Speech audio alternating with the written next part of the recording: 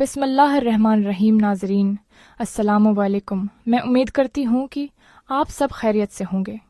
ناظرین، کسی نے یہ سوال کیا تھا کہ اگر کوئی شخص سحری سے پہلے اپنی بیوی سے ہمبستری کرے تو کیا وہ بغیر غسل کیے ناپاکی کی حالت میں روزہ رکھ سکتا ہے؟ کیا اس کا روزہ ہوگا یا نہیں؟ میں نے آج ناپاکی کی حالت میں روزہ رکھا ہے، جاننا چاہتا ہوں کہ میرا یہ روزہ ہے یا میں اس روزے کے بعد قضا کروں گا۔ اس بھائی نے بہت اچھا سوال پوچھا ہے۔ ان کے سوال کا خلاصہ یہ ہے کہ ناپاکی کی حالت میں روزہ رکھنا کیسا ہے۔ میاں بیوی نے رات کے وقت ہمبستری کی، اب سحری کے وقت غسل کرنے کا وقت کم ہے، اب غسل کریں یا روزہ رکھیں؟ اگر بغیر غسل کیے روزہ رکھتے ہیں تو روزہ ہوگا یا نہیں؟ تو ناظرین، اس کا جواب غور سے سن لیں۔ غسل کا واجب ہونا نماز کے لیے ہے، روزے کے لیے نہیں۔ روزہ بغیر غسل کیے بھی رکھ سکتے ہیں، کیونکہ روزے کا تعلق نیت اور کھانے پینے سے ہے، نہ کہ جسم کی پاکیزگی سے۔ مگر نماز فجر ادا کرنے سے پہلے غسل کر لینا ضروری ہے تاکہ پاکیزگی ہو سکے۔ اس چیز کو سمجھنے کے لیے میں آپ کو 2 احادیث پاک سناتی ہوں تاکہ یہ مسئلہ بالکل واضح ہو جائے۔ صحیح مسلم میں روایت موجود ہے۔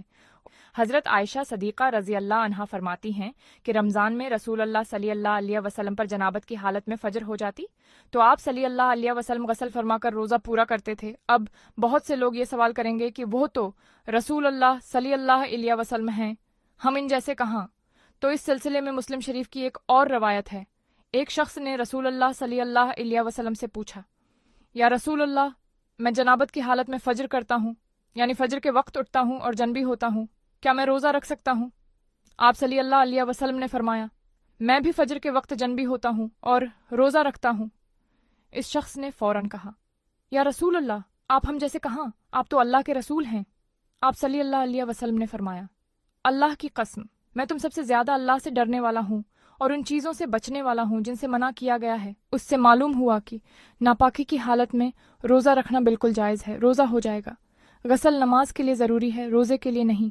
اگر کوئی شخص روزے کی حالت میں بھی ناپاک ہو جائے یا اس پر غسل فرض ہو جائے، مثلاً احتلام ہو گیا ہو، تو اس کے روزے پر کوئی فرق نہیں پڑے گا۔ بہتر اور افضل یہ ہے کہ اگر وقت ہو تو غسل کر کے سحری کھائیں، لیکن اگر وقت نہ ہو یا جان بوجھ کر نہ کیا ہو تو بھی کوئی گناہ ہے نہیں، روزہ بالکل درست ہوگا، قضا کی ضرورت نہیں۔ بعد میں غسل کر کے فجر کی نماز ادا کر لیں تو روزہ مکمل ہے۔